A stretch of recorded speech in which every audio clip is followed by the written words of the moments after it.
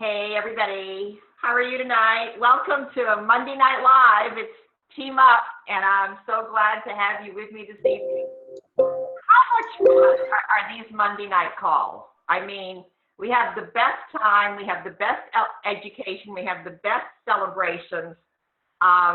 We are such a great example of what this culture is all about. I'm going to tell you, tonight is not going to disappoint, because we have with us tonight Jill Herman, and I have to tell you, I have loved this woman for 5 years. And I know that last week I was bragging on her, and I did, Jill. I told everybody on the call last week that you were like a jalapeno in a boring white cheese sauce. And so I actually saw that being part of the advertising that was circling around. So, but before I bring on Jill, let me tell you a little bit about her and why I was so excited that she's with us tonight. Number one, Jill has been a national marketing director for 5 years. And her story, though, listen to this, is one of struggle, triumph, top awards, and complete stagnation.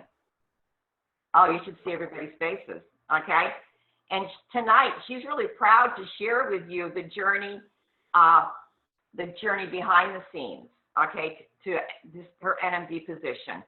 And now where she is today, okay? And although, the journey took longer than she expected, she's now looking at 50 Club National Marketing Director. So she's just like a magnet. She lights up a room. She inspires, okay? She was the Elton, 12 Club Member of the Year. She was nominated for the 24 Club Member Award. She lives in Indiana, where our conference is going to be in the fall. She's married, listen to this, to her best friend, and together they're raising 5 teenagers in what she calls her country oasis. So it's my pleasure, my honor. I'm already grateful. She hasn't even started. Jill Herman. Oh, thank you, Terry, and hello to everybody. So I just have to say, I'm sure no one on this team is surprised that I have admired Terry, just like everyone else in our company, for so long. And what she doesn't know is that one of my first conferences, I checked in behind her at a hotel, and I was like, that's Sarah. I was so excited. And I just said to my husband tonight, because he's kind of new on the Juice Plus scene, I said, do you understand? I've got to be a really big deal if Terry Luongo wants me to be on her call. So I was telling him all about you. But I see Amy and some other people who are just dynamic leaders on your team. And I'm just very grateful to be here. So, for some of you, this is going to make you nervous when I say this. And for some of you, you're going to be excited. I have no notes. I don't like notes. I'm just going to talk from my heart and sort of wing it. And there might be a few times where you see me kind of go off on a tangent. And either I'll bring myself back or Terry will. I tell myself I'm a self-diagnosed, unmedicated ADD on Juice Plus. So I do pretty well, but I do tend to sometimes go down a few bunny trails.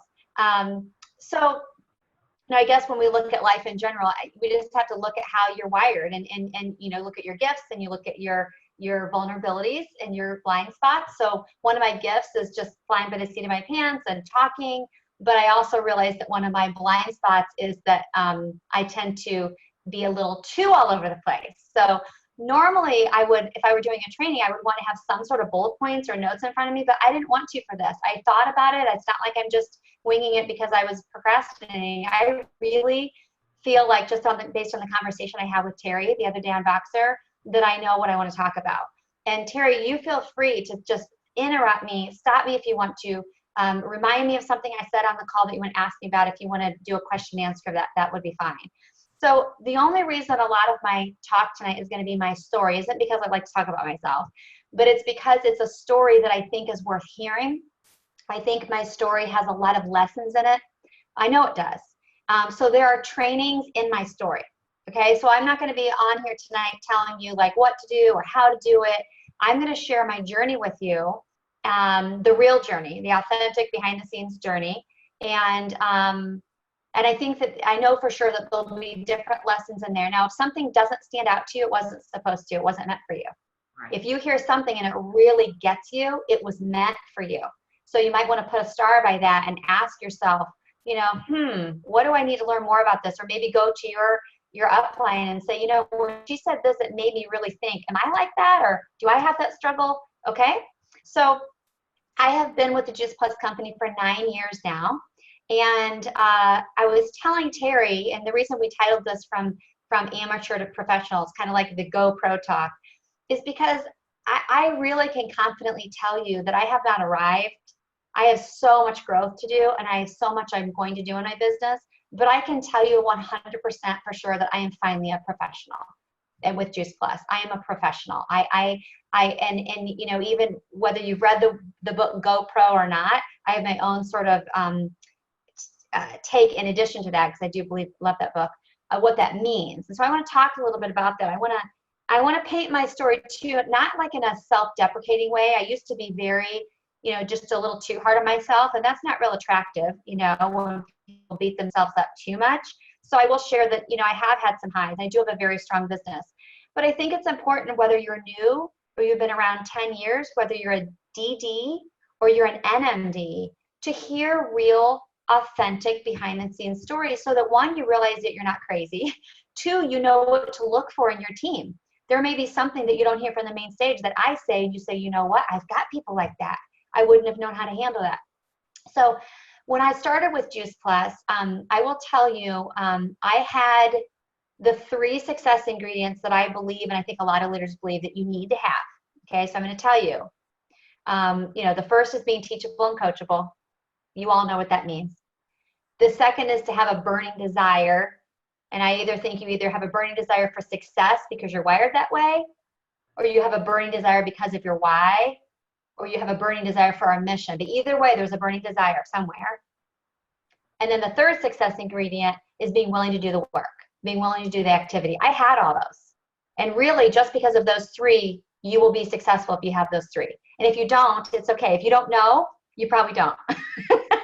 If you're not sure if you have them, ask your upline, you probably don't. But those can be developed, okay? But I did have all 3 from the get-go.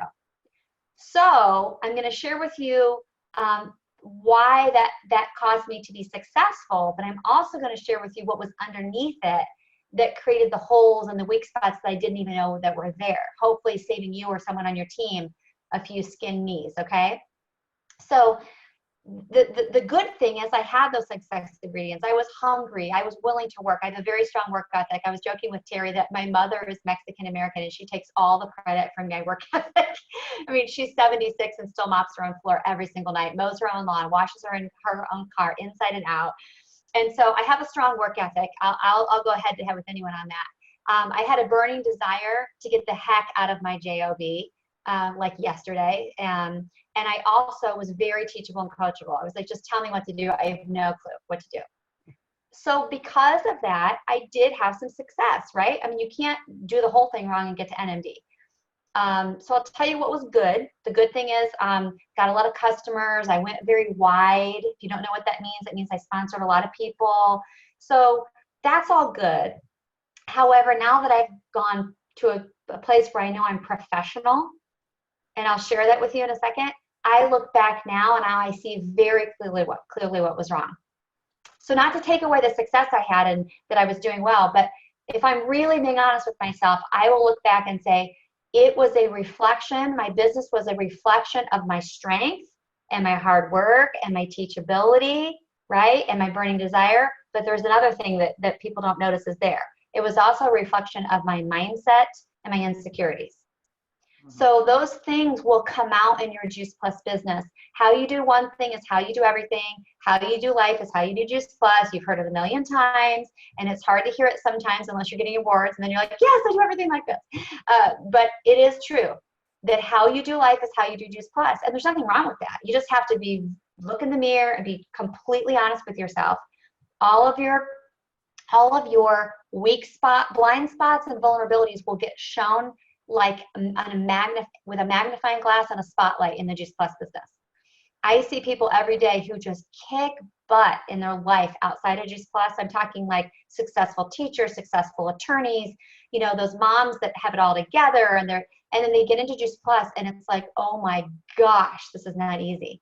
So first of all, congratulations for even saying yes to this, because even though we love it, let's be honest, this is not easy. It's not easy because you have to gut yourself and put yourself out there and be vulnerable every single day. You know, as Brene Brown says, we are out in that arena getting our butt kicked every single day. So for one, congratulations, because all your friends were afraid to do this, right? Two, so when we look at what I was doing right, I also, as I said, the result of my business I didn't see till later was what the behind the scenes that no one can see, my own blind spots. You can't see your own blind spots. That's why they're called blind spots, right? You can't see them. So the only way to see a blind spot is to do self-discovery, personal development. And this isn't like, you don't have to have a certain course or a certain coach. It's just self-discovery and personal development. Some people find it through spiritual journeys, but they are not, you don't see them for a reason, right?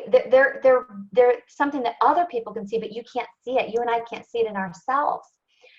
So when those are revealed, we have a couple of options, right? We can ignore them, you know, look the other way. Oh, I didn't see that. I have no idea why that keeps happening over and over and over and over. It's them, it's not me, right? Right? Or we can look at those and say, okay, nothing wrong with me, not going to judge myself, totally going to give myself grace, but I got to be real. What the heck?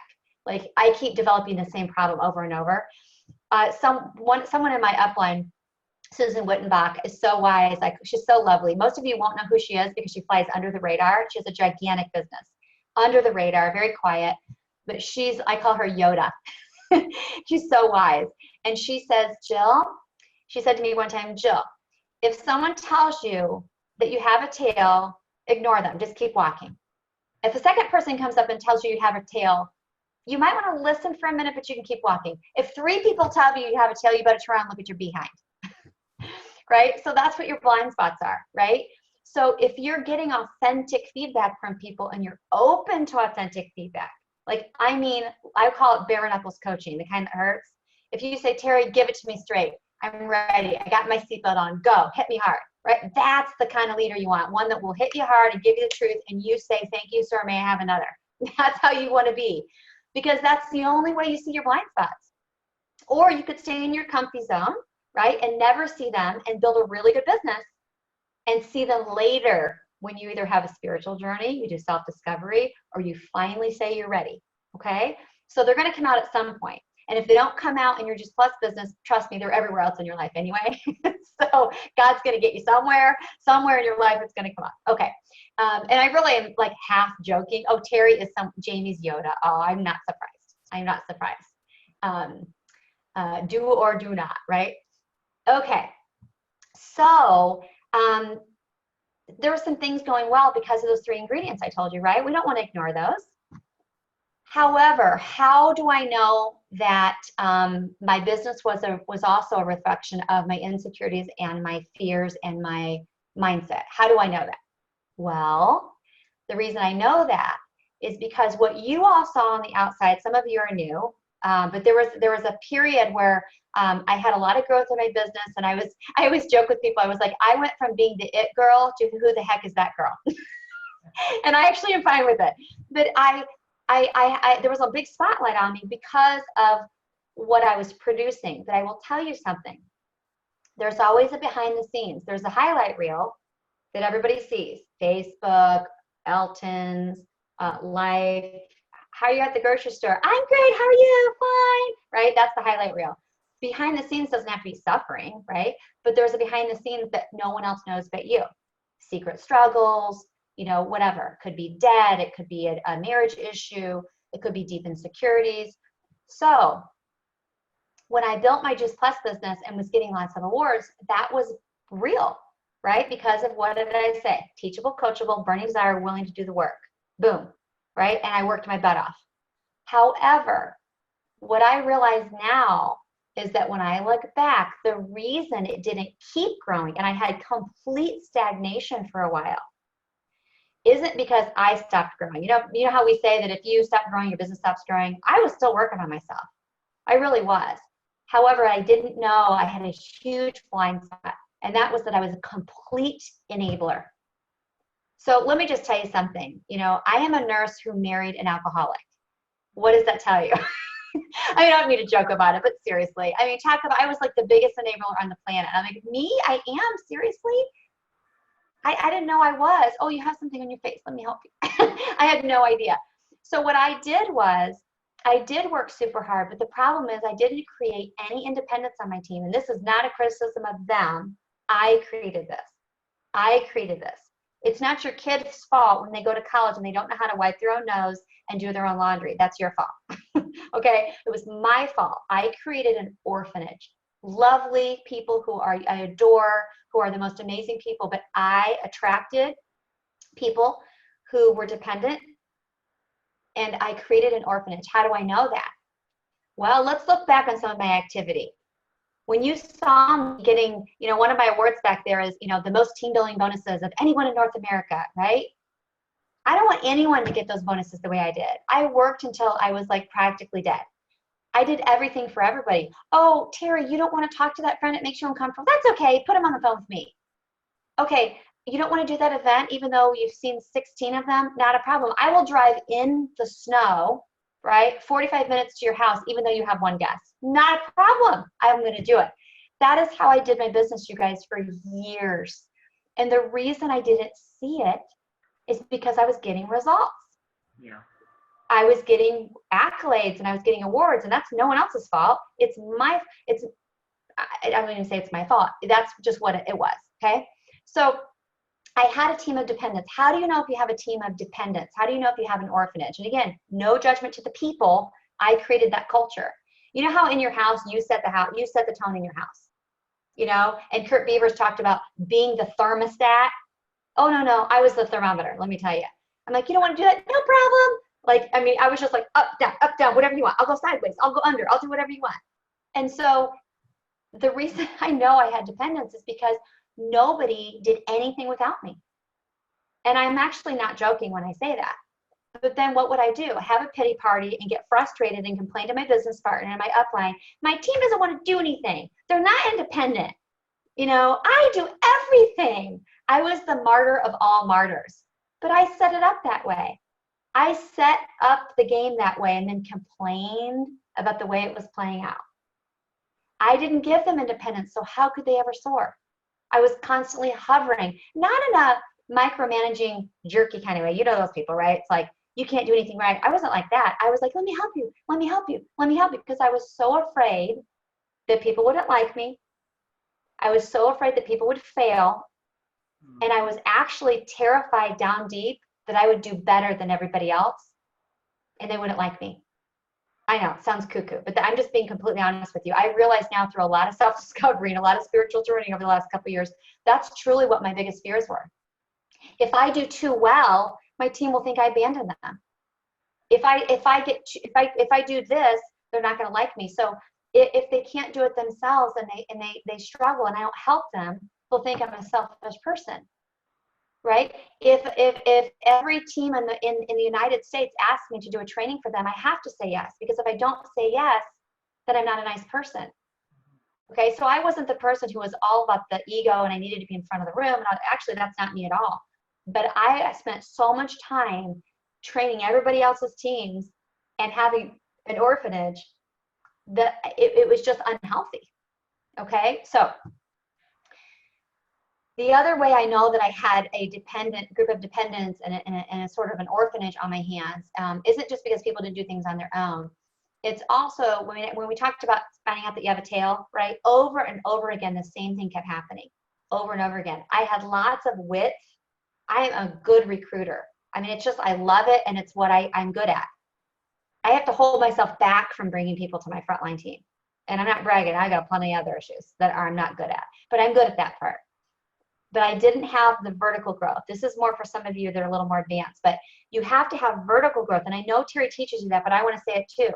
I was praised for being so wide, but I didn't have anyone saying to me, and I'm not blaming, but I'm just being truthful, Jill, you're not duplicating down. That's not true strength. You have to have duplication down. I wasn't duplicating anything.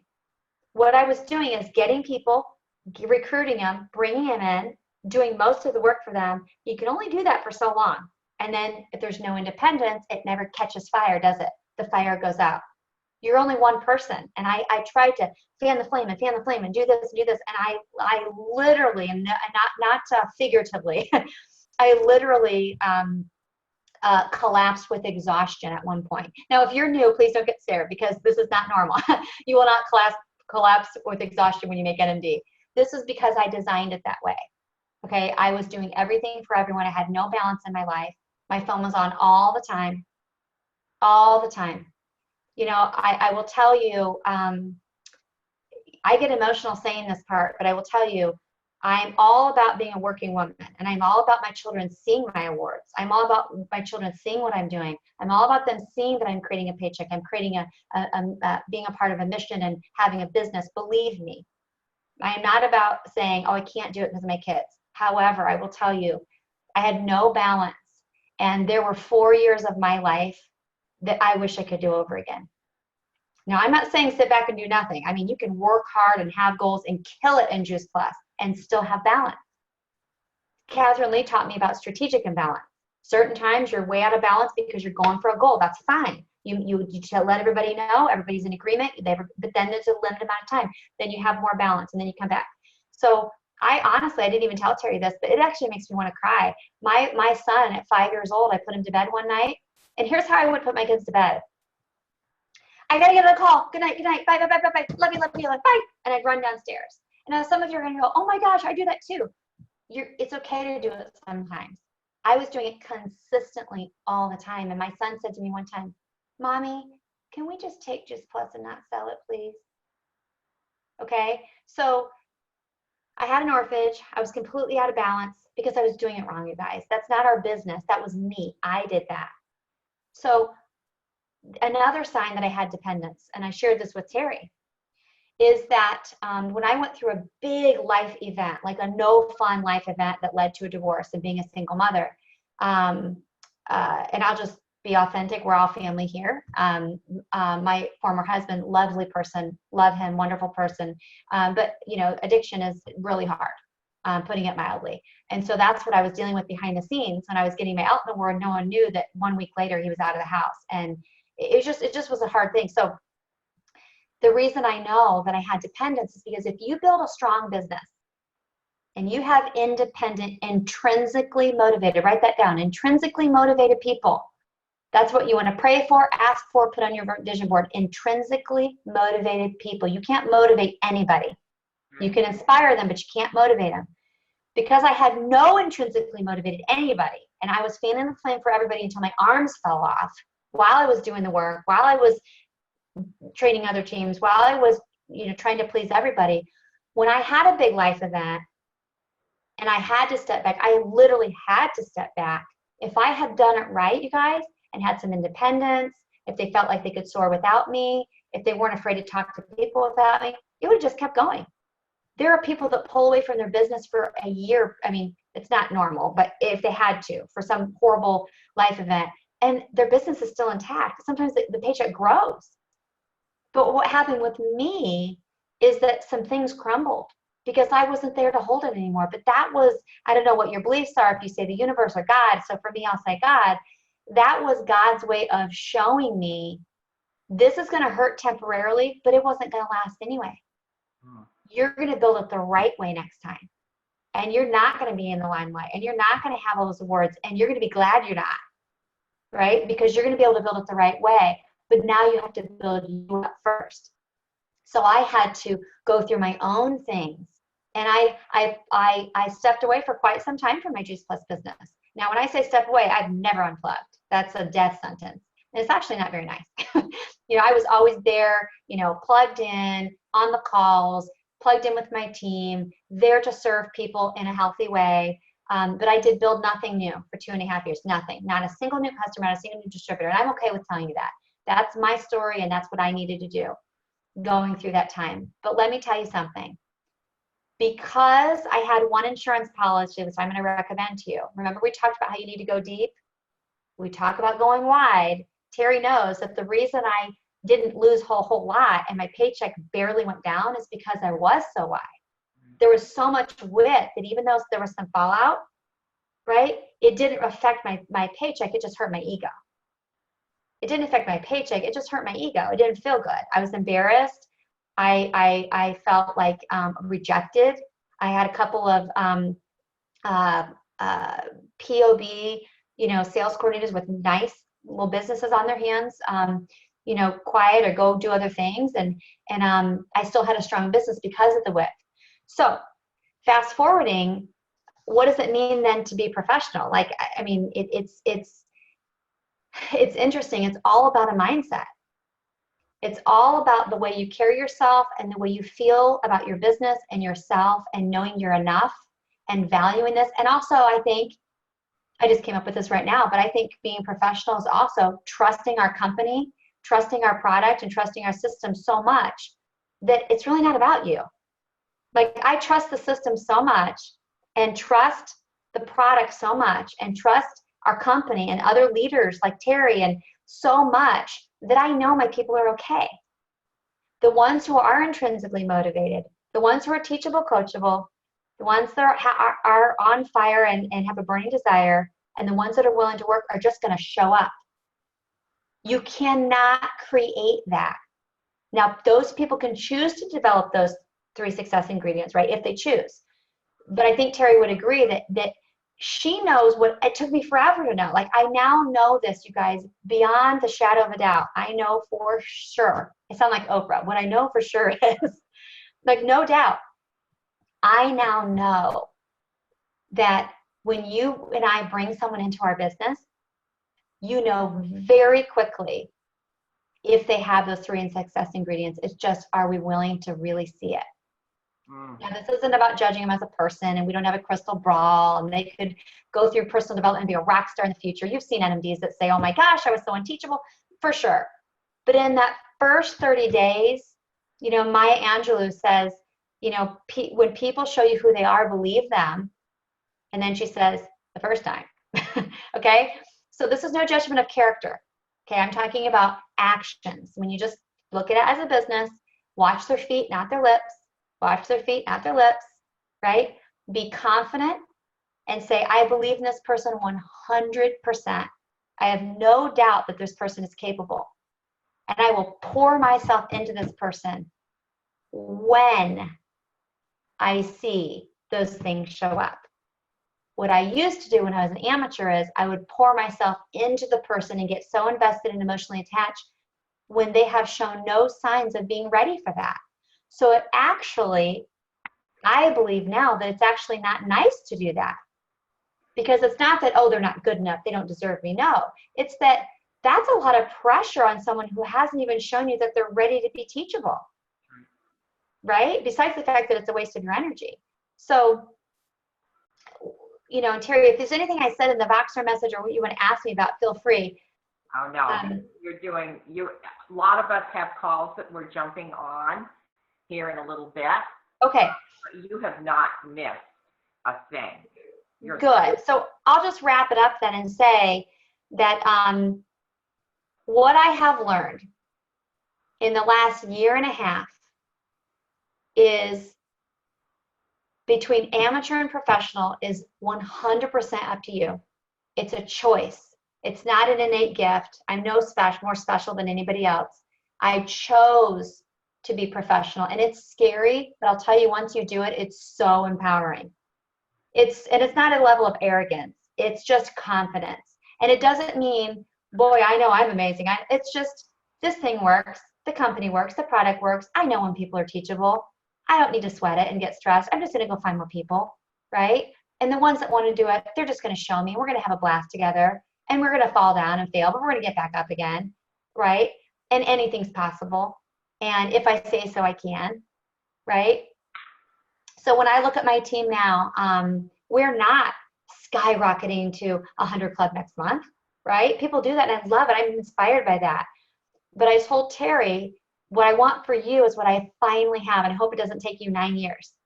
I finally have a team that feels valued. They feel appreciated. One reason they feel valued and appreciated isn't just because I tell them, you're great, you're great, you're great. Why do they feel valued and appreciated? Because I let them soar and I let them fall. They know that I believe in them enough to let them soar and fall while still being there. They feel appreciated and valued. They know that this is their business, and if it works or it doesn't work, it's up to them, but I'll always be here. They know that I believe in them 100%, but I'm going to show them, as Michelle Ball says, I'm going to steal her line, how to father them and not just mother them. And so I really hope that for all of you, no matter what position you're at, you can do it as a VF, a sales coordinator. And if you need help, ask someone in your upline, how do I do that? How do I make sure I don't set it up the way Jill did? Because you will be doing it blindly, not even knowing you're doing it. Okay, so ask for that coaching, be okay with the answer, and then do something with it. Oh my gosh. Oh, everybody, let me tell you, this team is so absolutely joyful that you made the decision to go professional. And I value you so much, and I appreciate you so much. And I know I'm speaking on behalf of the people that were on the call tonight and everybody that's going to be listening tomorrow. You're a gift, and you're on the right track. And you're going to be, I'm going to tell you, blessing people, this gift about understanding mindset for years to come, Jill. Thank you for doing the hard work. Thank you for doing the hard lifting. We love you on this team, okay? Thank you. I love you too. Thanks, everybody. All right, everybody. You're the best. Thank you, honey. Thank you. Good night. Yeah, I want to say good night. Go ahead. Thank you. Thank you. Thank you, Jill. Okay. Read it, and that's it. Don't come back and ask for anything else.